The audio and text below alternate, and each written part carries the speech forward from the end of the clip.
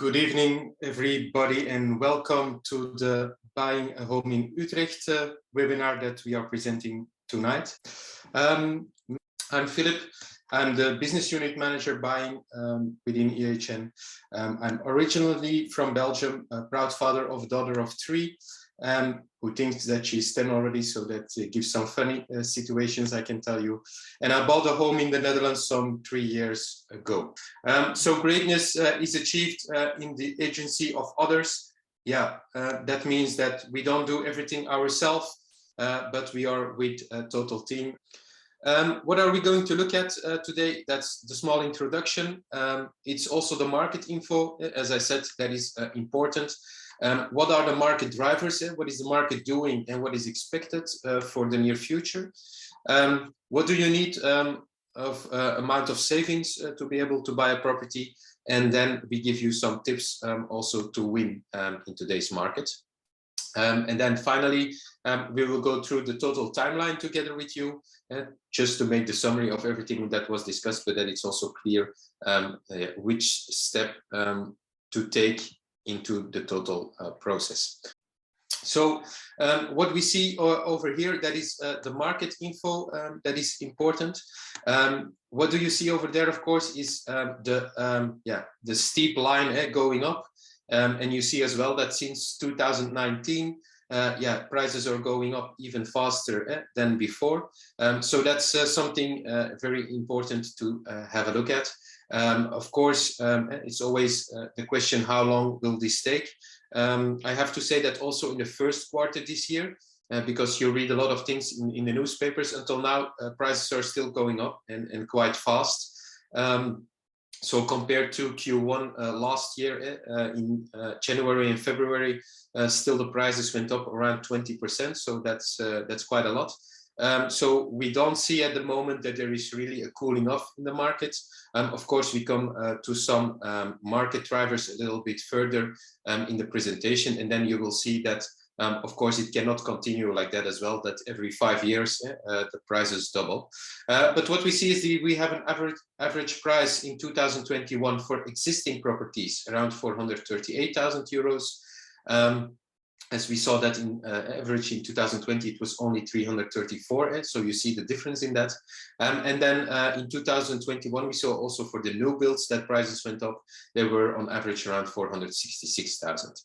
If you're interested in new builds, then for sure check our website or book an intake.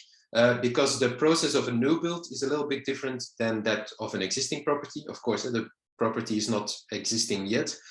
So if you really like to have some more information about that and you want to go forward with a new build, we can offer you that service. But then, bear in mind that we need to discuss some topics because it's a little bit different than the buying process we explained today, and that is valid for existing properties. Yeah. So average price 438, 2021, still going up on today. That is the main to remember. What do we see then in specific for the Q4 numbers? If we look at Utrecht, there we saw that 3,000 houses were sold in Q4. That was minus 29% compared to the fourth quarter of 2020. That is something in general we see in the market. We also see it in Utrecht, but everywhere in the Netherlands, is that the market is drying up, as they say. And I believe yesterday it was mentioned in an article again, that it's even with rental places a little bit at hand.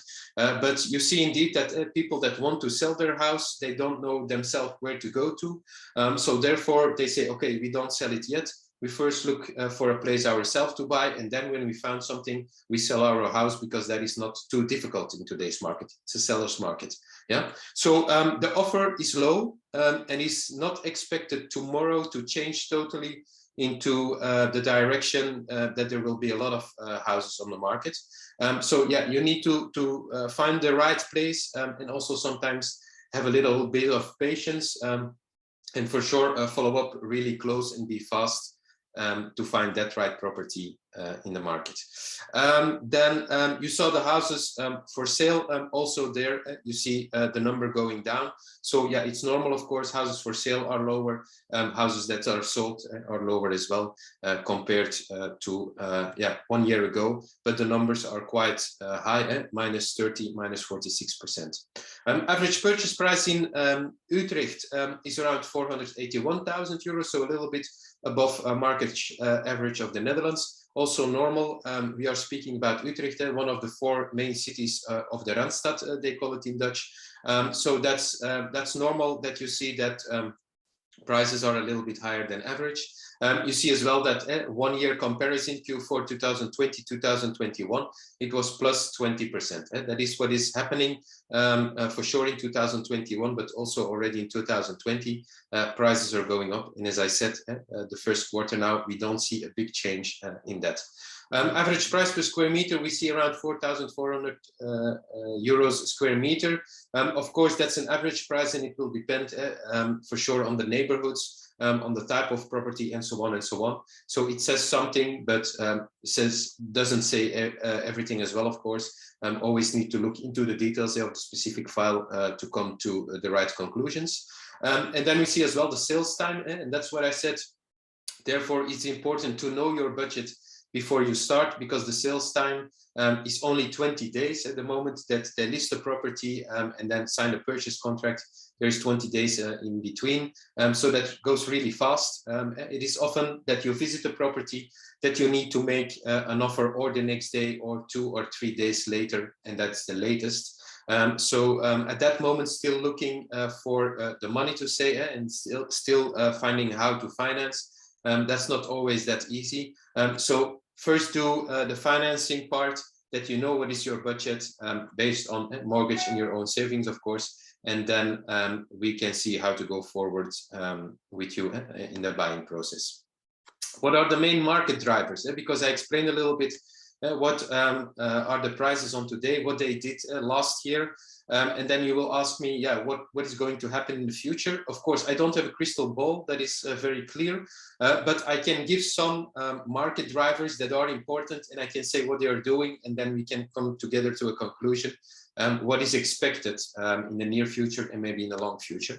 Of course, we have some fiscal benefits. You have the possibility for a tax exemption.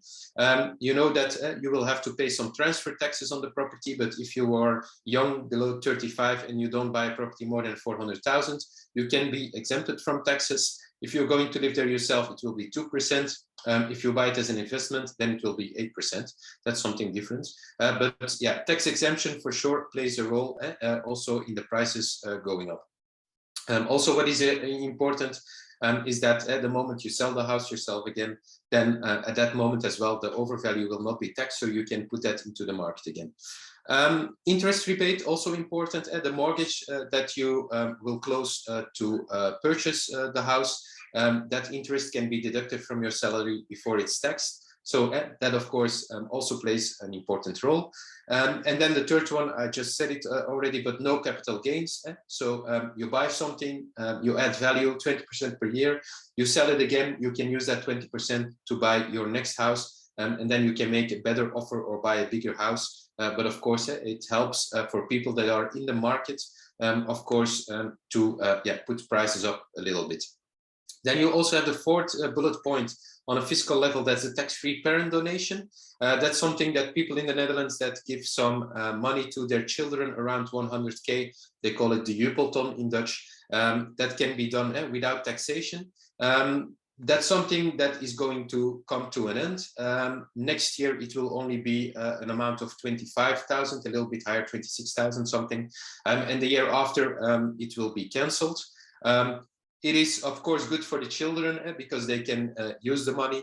Of course, also that means that a lot of children getting a little bit of a donation from their parents can make a higher offer because they have already that 100K in their hands and can make a bigger offer above the mortgage that they will close as well. Yeah.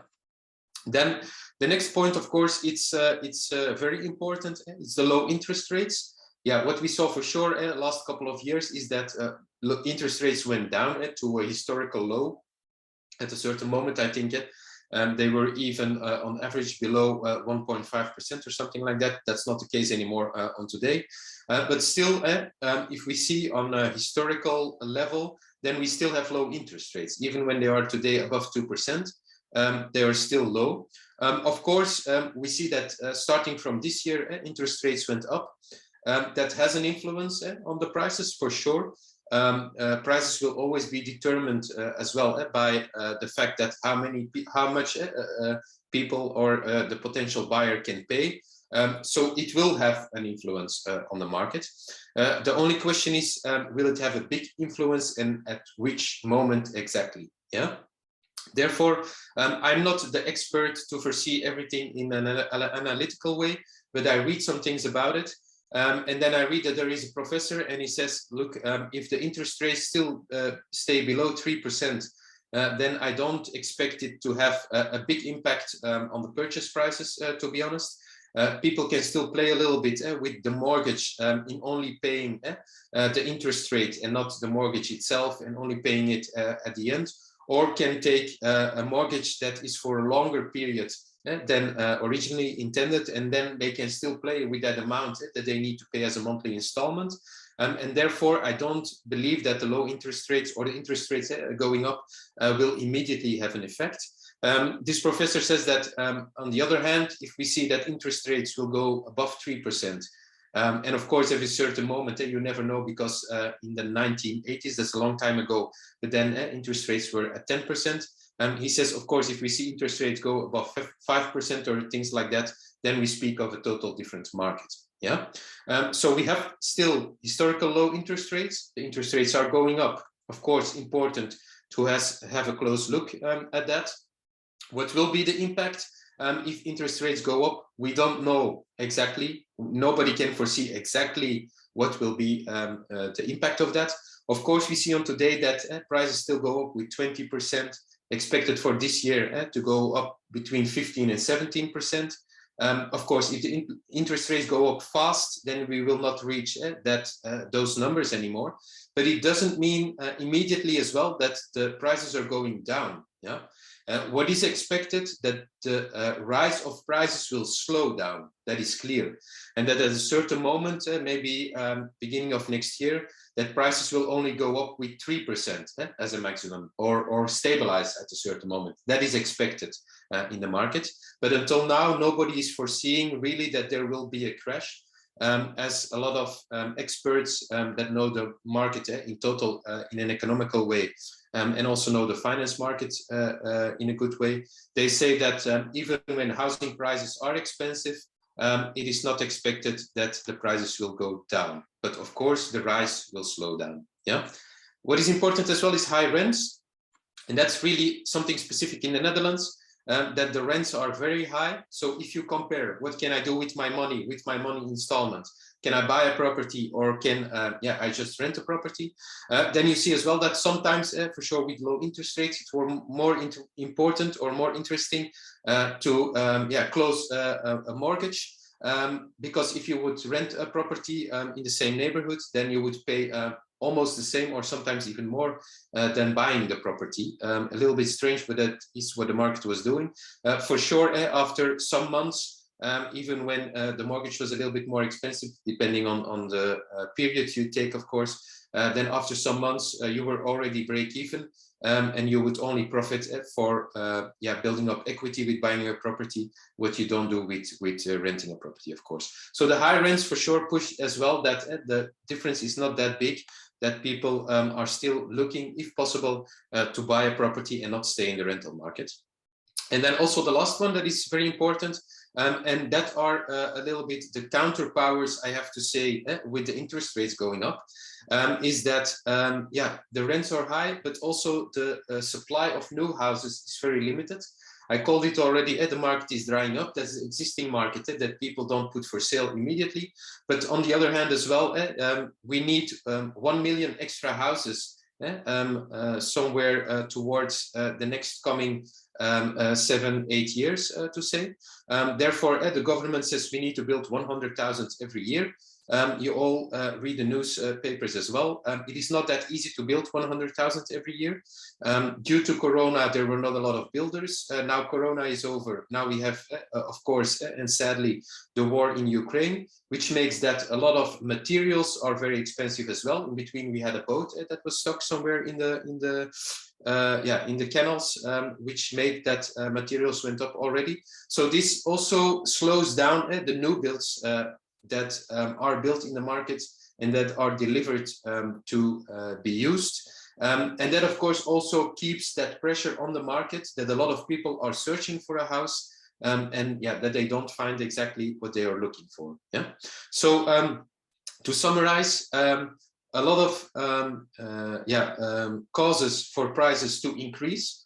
Of course, interest rates will be important, so have a close look at it. But even when they change on the short term, it is expected that they are not that of a big impact that prices will go down, only that the rise of prices will slow down. Yeah, that's my main focus.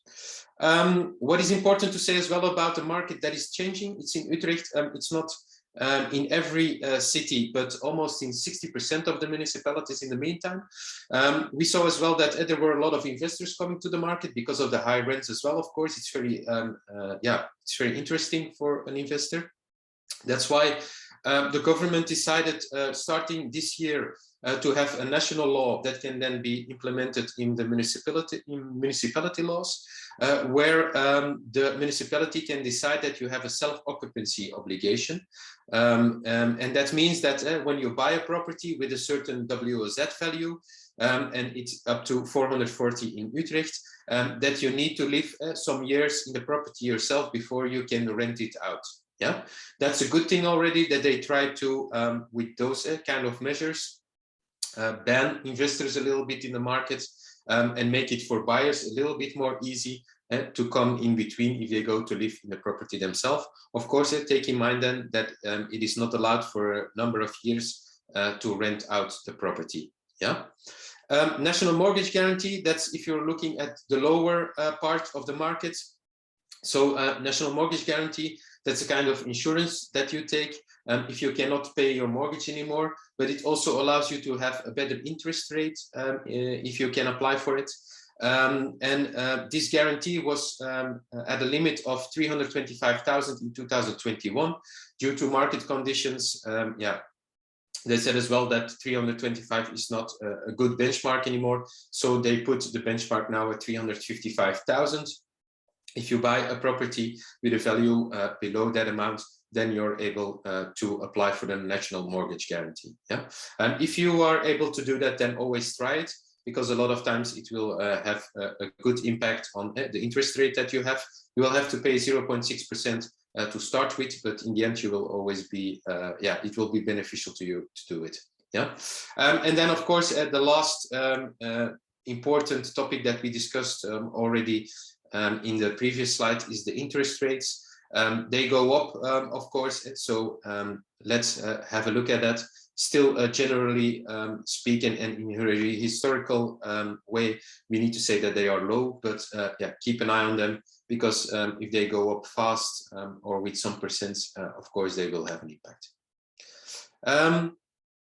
Very important to know, of course, you will need your budget, as I said, very important. You will probably take a mortgage for that, but of course you need also some amount in savings. What is important to say is this is what I put here on the screen is the amount that you will need as costs to close the deal. So we call it the closing fees. Next to those closing fees, it is likely that you will also need to have some savings to make the best offer in the market, yeah? But it comes a little bit further. Here we focus on the closing fees in first instance. What you see is that you have the transfer tax, as I already explained. It can be that you're exempted under some conditions, younger than 35 and buying up to 400K. If not, and you go to live in the property, it's 2% if you buy it as an investor, but then we saw as well, you need to see if it's possible based on the WOZ value. Buy it as an investor, rent it out, then you will have to pay 8% as a transfer tax. Yeah, but in general, 2% that applies. What are the other costs that apply is the mortgage deed and the transfer deed. Therefore, you need to go to the notary to have an official document about that. And that cost will depend also from notary to notary. They don't have all the same service, and also as a result, they don't charge the same fee. It will be around 600 and 1,100 euros for a mortgage deed. The same applies for the transfer deed. Yeah, in Utrecht as well, we will not be at 600 normally. We will be a little bit more towards the 1,100. But again, it depends also on the notary that you take. What is also important, as I said, your financing, and therefore you go to the bank or to the mortgage broker. If you go to the bank, they will also charge an administration fee, they call it, I believe. That's around 1,500 euros. And then next to that, you have a mortgage broker that is not the bank, but like a third-party broker who will offer you not only the products of that one bank, but will offer you the products of all the banks or all the financial institutions in the market. That fee will be towards 3,000, 3,400 euros. Sometimes they have like more like a basic package as well, which starts around 2,600 euros. But it will be a little bit more expensive than the bank, that is clear. Of course, you will get also more proposals than only the proposal of one bank over there. Yeah? And then you have the typical real estate agent. As I said, they often charge a percentage between 1% and 2% of the purchase price. We don't do that. We charge a fixed fee. We have several packages about that, but it will come a little bit further. And otherwise, you can look at our website, of course, you can always book an intake with us. What else do you need to calculate as cost is the appraiser, of course. That is the official appraiser that will make the final document that you need for your bank to approve the mortgage. You have a technical inspector, and that's only when you take that technical inspection as one of the conditions in your offer. We will come to that in a minute. Interpreter, that is necessary. It will be asked by the notary that for sure that interpreter will be present during the transfer deed. That also within the responsibility of the notary that he knows that you understand what he's reading over there. You have the bank guarantee. Can apply if you pay the 10% provision that you need to pay on the purchase price. If you do that with the bank guarantee, you can also pay it in a deposit. Then you don't have to calculate the cost of the bank guarantee, of course. On today, I have to say that into the bank of the notary, if you pay the deposit, it will also have negative interest rates for the time being. So that's also a certain cost. But yeah, that's something going forward you can have a look at. Bank guarantee around 250 euros take into account. And then, as I said, if NHG applies, then you will also need to pay a first fee on that. And that's calculated as 0.6% of the mortgage amount. That's it for the closing fees. Then I would like to give you some tips how to win in the current market, because I believe that is also very important for you to know how to address that market and to be successful in the bid that you consider making. The first one is as old as the street, as we say, but it's value, value, value. Very important. Next to location, location, we have value, value, value. I will explain to you with an example, and then it will be clear to you. We have this property in Utrecht, and it's listed with an asking price of 395,000 euros. We go to that property, asking price 395. We do the research for you.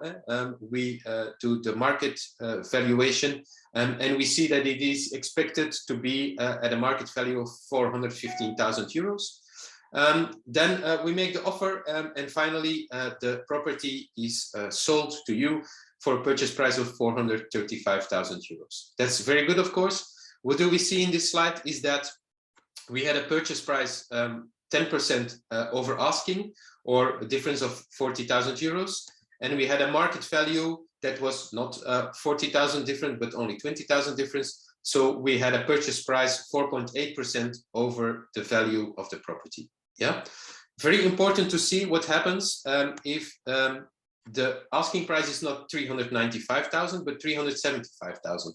And that is possible because both sellers or selling agents They don't have to follow specific rules, so they can put the property into the market at the asking price they prefer. So here we have an asking price of 375,000 euros. The market value stays the same, of course. It's the same property.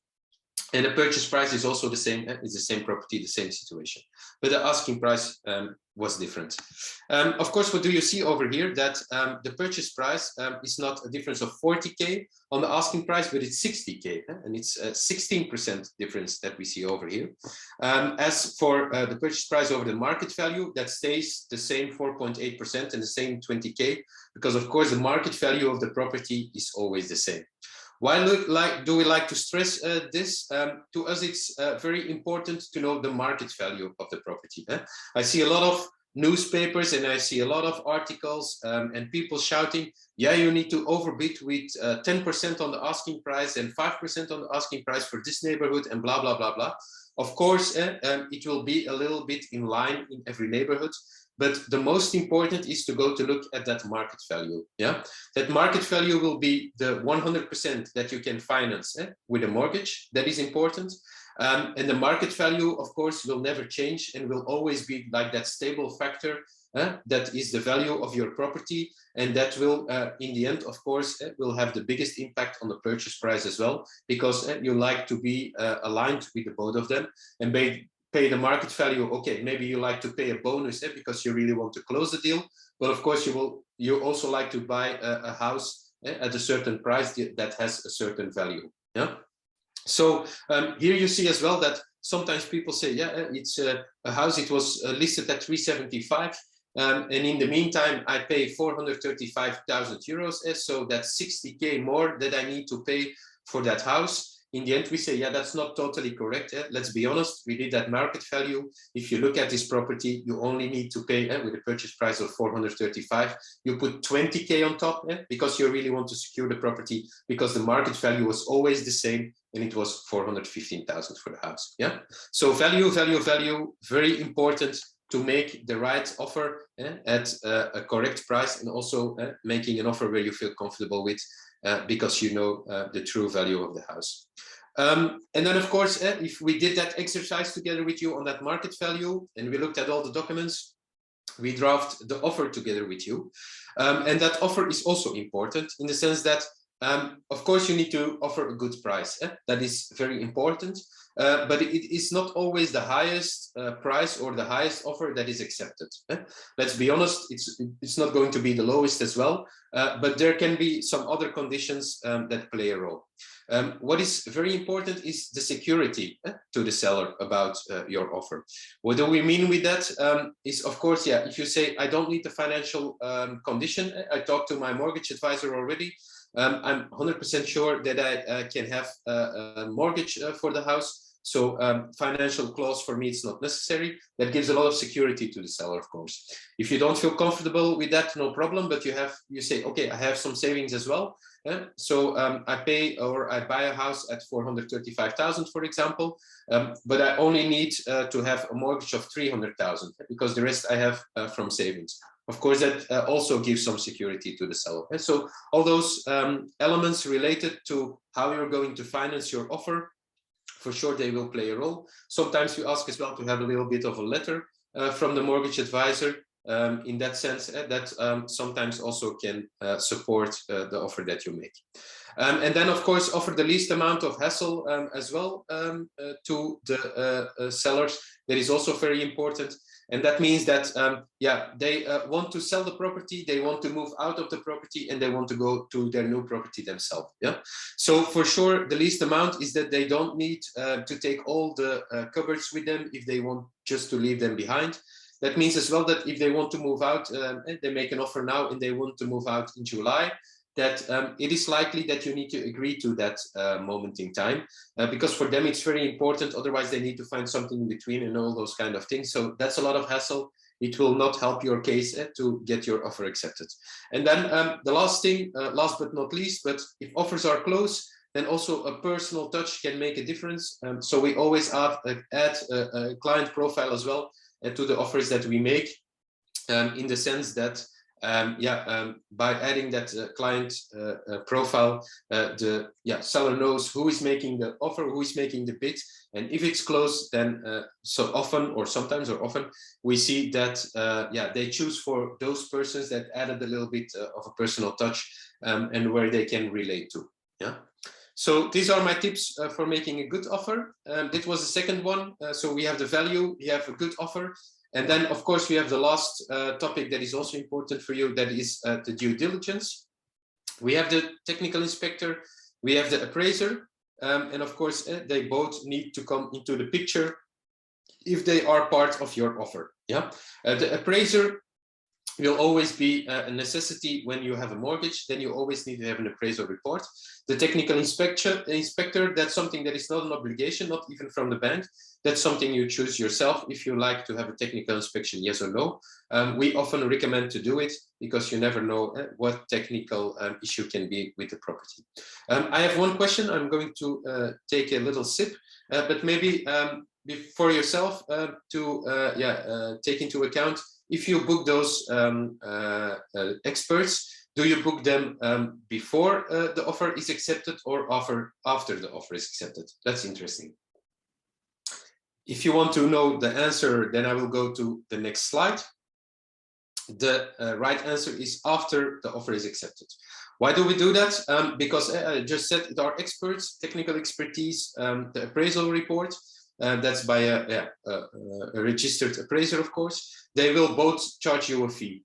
I said it already with the closing fees. The technical inspection will be around 435.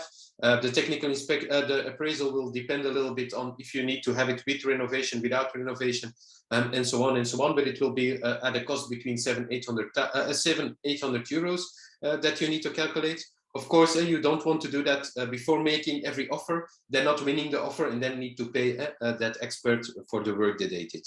So we accept the offer, or the seller accept the offer, and then we book the experts together with you. Of course, as I already said, with the appraisal, we do that part where we look at the market value that we expect also to be into the report that we are going to receive from the appraiser. So you don't make a blind offer, but the numbers that we predicted somewhere will be confirmed by the appraiser only afterwards. You see the offer is accepted, and then within 1.5 weeks, they come to the place. They will, of course, look at every detail and then make a report and share it with you. And those reports, of course, we will review together with you as well if you still have some questions or something is not totally clear. Yeah. And if you did that, then afterwards you can sign the purchase contract without any problem, because you're sure about the technical aspects and about the value of the property. And if you will still feel uncomfortable with something, you still have a 3 days cooling off period, but let's hope that is not necessary to go forward with that. Yeah.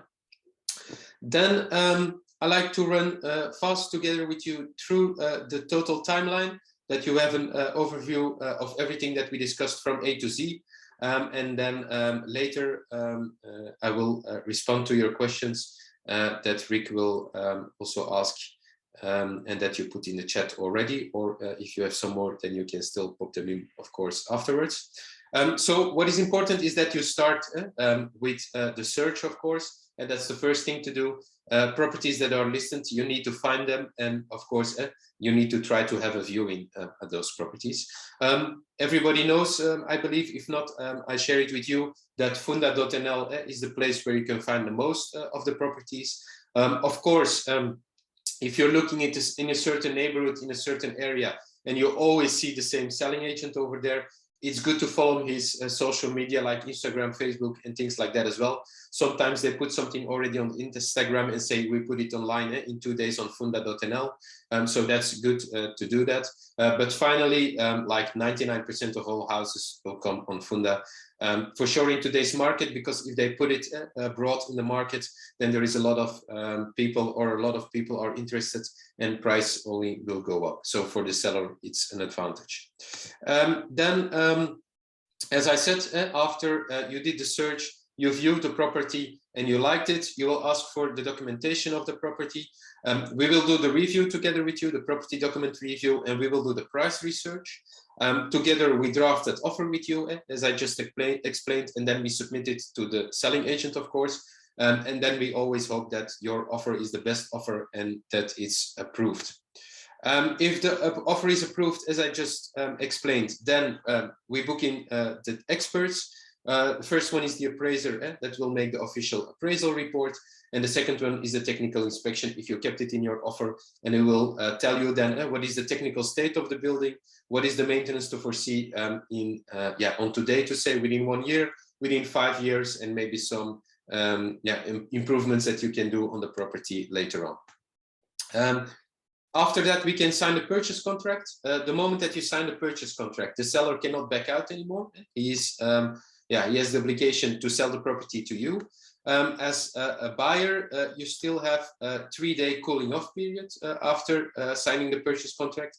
That means within that time of 3 days, you can still cancel the contract without paying any penalty. It's of course like in emergency situation that you need to do that. It is not good if you pull out of every purchase contract, because of course the selling agents at a certain moment will also know your name and will say, we don't sell to that party anymore, because they always pull out of the contracts. So that's not good to do it too often, but if there is a specific reason, you have the right to do it. And of course, if the purchase contract is signed, you also have the appraisal report. Then you can apply for your mortgage, which then will be approved within 4 weeks. I also have to say that in an operational way, we see difference between mortgage advisors and banks. With banks, it takes 4, sometimes 6 weeks, but normally within 4 weeks, it should be possible to close the deal and to say yes or no to your mortgage application. We see that with mortgage advisors, often it goes a lot faster, and within 2 weeks, but sometimes even within 3 days, we already have a reply from them. After your mortgage is approved, then we have the statement of completion that we will receive from the notary. That's a document that will list what is the price of the property that you buy, of course, the total purchase price, what are the costs extra to that, and what is being deducted as a deposit that you already made, and also by the mortgage, of course, that will be paid into the account of the notary. The balance, of course, will be paid by your own savings and will be mentioned in the document, so you know what to transfer before the day of the transfer deed into the account of the notary, who will then release the amount to the seller after signing the transfer deed. And then on the day itself of the transfer deed, you have the final inspection. That is not the same as a technical inspection. It's just like a visual inspection of the house, where you go around in the house and see that everything is still okay, that everything is empty, and also that you can see that you can just go and move into the property without any problem. After the inspection, we go to the notary, and with the notary, of course, we will sign the transfer deed. And from that moment, that's the holy moment to say, because then you're the legal owner of the property. You can do whatever you want. You receive the keys, and you can move in and start using the house or the apartment that you bought. Important to note is the last point is the end of the liability term. If there are still some topics that you could not see in the documents or the information that was shared, if you could prove, because that's also important, that the seller should have known before about some defects at the house and they didn't inform you about it, then you can still put the seller liable for that. But it needs to happen within 2 months after the transfer deed. That's a little bit what the court is saying on today. So if you have that specific case, then for sure take into account to take action in time. But let's hope that it will never apply, because that's not the most funny situation, of course. So this is the timeline of the buying process from A to Z. I hope it explains some steps more in detail for you. And then we have the packages that apply from our side. We have a smart package where we are more like a coach for you, where we don't come to visit the properties, but we coach you from a distance and have meetings like we have right now online. Of course, then we speak together, and I'm not the only one who is making a story. We have the complete package that's more like the total package of a normal realtor. We visit also the properties together with you and also attend the viewings, but also when the experts come to place or when you go to sign with the notary, we will be there. And then we have the new build package. As I said, if you want to have some more information about that, feel free to contact us, but that's yeah, a different story, also a different process, which we will explain if you're interested in a new build. That's it from my side at the moment. I see some questions popping up. So maybe Rick, if you're there, then you can always go through them together. Yes, we have a question of Patricia. Is there a damage for the buyer if the bank doesn't approve the mortgage after you've signed the purchase agreement? Yeah, so what is important, I explained already, you can decide to make an offer with a financial clause or without a financial clause. If you don't put a financial clause in there and the mortgage is not approved, then it is likely you will have to pay a penalty that goes up to 10% of the purchase price. That's the deposit you need to pay. The only moment that you can avoid that is to pull out or cancel the contract within the 3 days of cooling off period. Yeah. If you put a financial clause in the contract, then even after the cooling off period, you can still pull out of the deal and cancel the contract. If you have a letter stating from the bank that you applied for the mortgage, that was mentioned also in your financial clause, but you were not able to get a mortgage at market conditions. All right, thank you. Then we have two questions about the services we offer. First, how many viewings are covered in the complete package? That's a good question as well. Normally we say that there are 10 viewings that are covered in the package. Now I have to say we are not that strict on it. We are not going to say, okay, it's now the 11th and then we pay, you need immediately to pay a fee. For sure, of course, it's not possible that we do like 10 viewings per week together with you. And that's, we do a research on all those properties, and then in the end you say, yeah, I'm not going to make an offer on one of them. So that's not the aim. So we focus somewhere on 10, but we are not too strict on it. It's more to avoid that we have situations that we need to go to all of those viewings, even without making an offer. So yeah, we're spending a lot of time for nothing in the end. So that's not our main focus, to count every visit that we make. All right, and then the other one from David, does EHN charge upfront for services or when the purchase is agreed? Yeah, that's a very good question. So we have a no cure, no pay, as we call it. That means that you only pay the total amount at the moment that we're sitting with the notary and you sign the transfer deed, so you become the legal owner. The only exception on that is that, yeah, we also want to make sure that you really want to go forward with our services. Therefore, we ask for a deposit payment around 10% of the price. So it will be $299 for the smart fee, $99 for the complete package. But that's then the only amount you need to pay, and the total amount you only pay at the moment of signing the transfer deed. All right, thank you. Then Patricia has some questions about the NHG. I think it's not really clear what the 0.6% costs are and what discount you have. So can you please clarify this? Yeah, for the 0.6%, it's something, if you apply for the NHG, then you need to pay that cost. That's a fixed cost that is defined. What is the exact interest rate or the reduction that you will have? That we will have to see together also with NHG and with maybe the mortgage advisor. What is the exact difference between market rates? I cannot say it by heart. Then we need to look at a specific file. But until now, we had some files like that. And then if you make the calculation, then it was also always beneficial to choose for the NHG in total, because you need to finance less. Of course, you need to pay that cost upfront. That's then the only downside on it.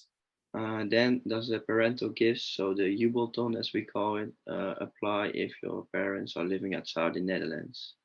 Yeah, that's a good question that we received some couple of times.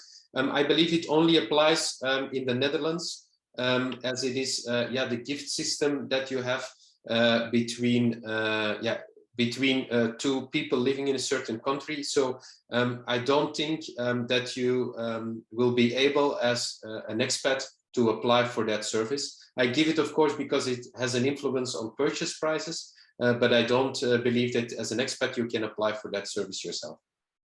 All right, thank you. Then there's another question about the market value and the amount you can finance. So can you clarify this? How much can you finance? Yeah. What is it's totally clear. It's 100%. That's quite easy. So you define the market value, and it will be the market value always defined by the appraisal report. That's important.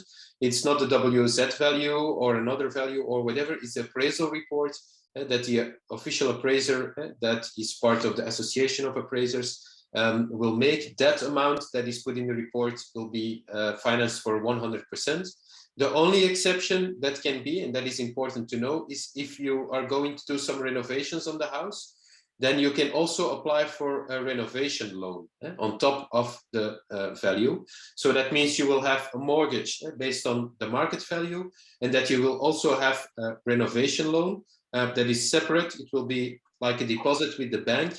The moment that you're going to execute your renovation works, you can send the invoices to the bank, and then they will pay the invoices to the contractors. So that's the only way you can have like more than 100% of the value, in the sense that you do renovations, they will be paid as well. But yeah, the magic number is 100%.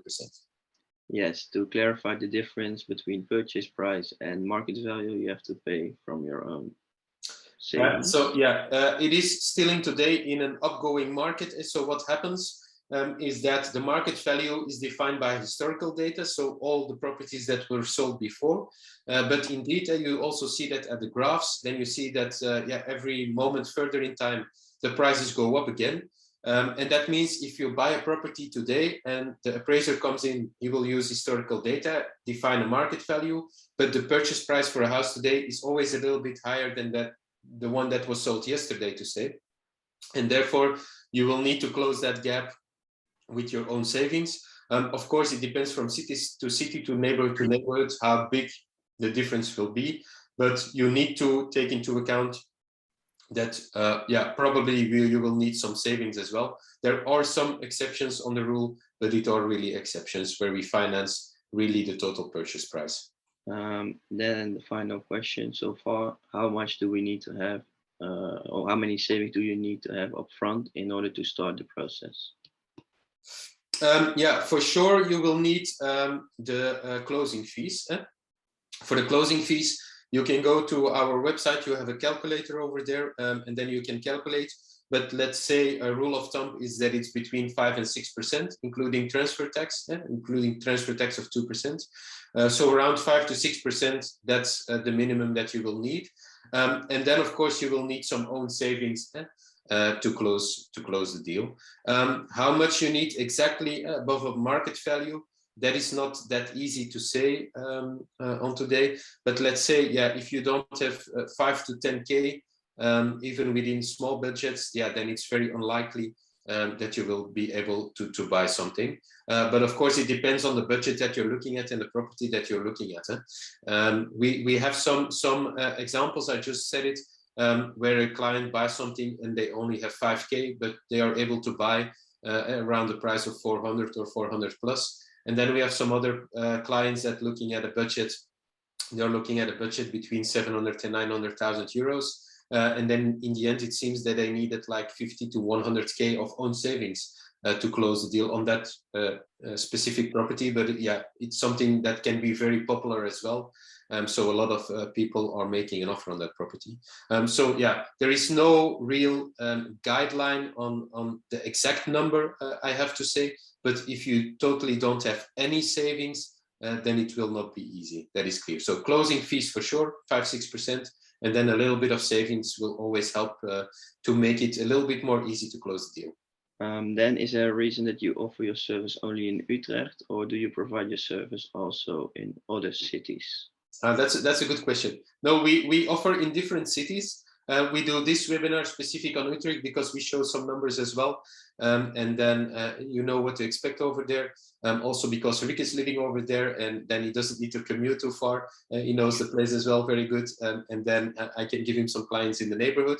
No, for sure. We offer our services all over the Netherlands, to say, but we have some places where we have an office. And of course, it's a little bit easier to offer our services in the neighborhood. So the main office is in Amsterdam.